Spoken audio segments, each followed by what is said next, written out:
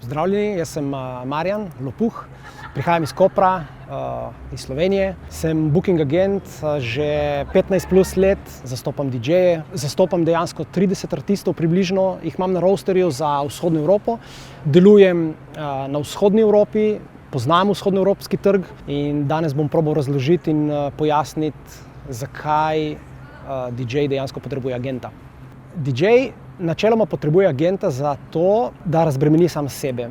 Ko DJ pride v eno določeno fazo kariere, ko mu čas za iskanje nastopov, čas za iskanje, pregovarjanje, dogovarjanje, razmišljanje o tem, kje bi lahko nastopal, preprosto zmanjka časa, zmanjka energije.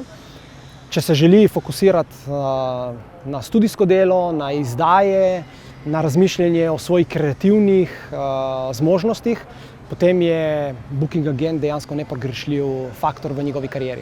DJ bi lahko v praksi, kot sem že omenil, tudi sam naredil večino svojega dela. Na lokalni ravni je to zelo enostavno. V tujini, ko gre za pogodbene obveznosti, ko gre za logistiko, ki je v ozadju, ki sploh noben ne razmišlja o tem, ker vsi mislijo, da to je tako. Ti zbukiraš enega artista, kupiš avionsko karto, prideš tam in vse štima.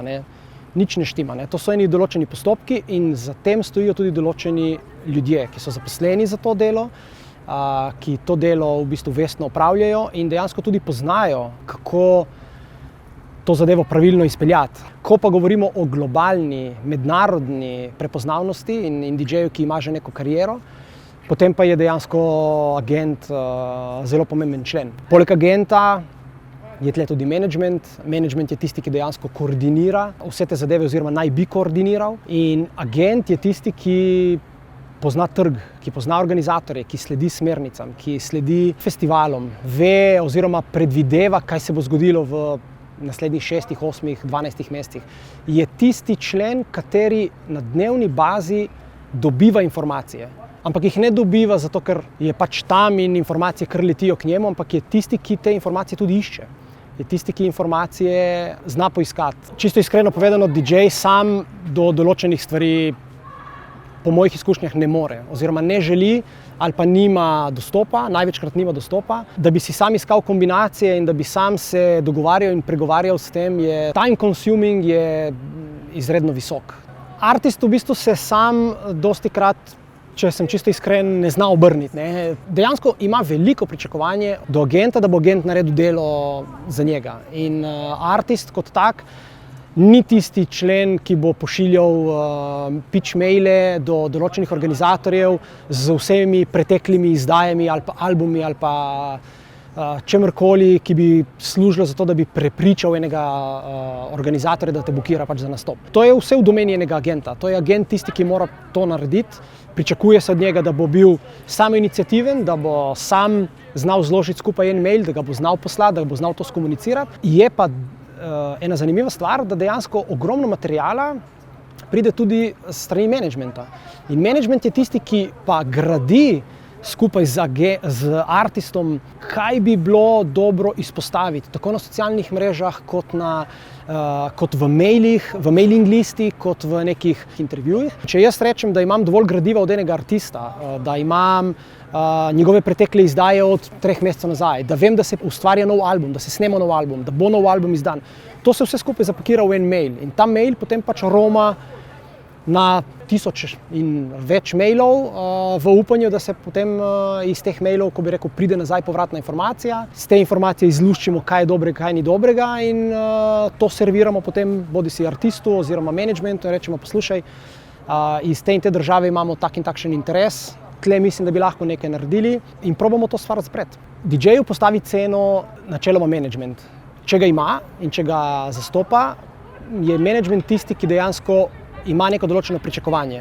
To pričakovanje izhaja iz informacij, ki jih imajo o sorodnih DJ-jih, o sorodnih artistih. Tej DJ-ji so na nekem približno enakem nivoju in potem se sorazmerno s tem ta cena, to pričakovanje nekje postavi. Naloga agenta je pa, da seveda se vedno približa tej ceni.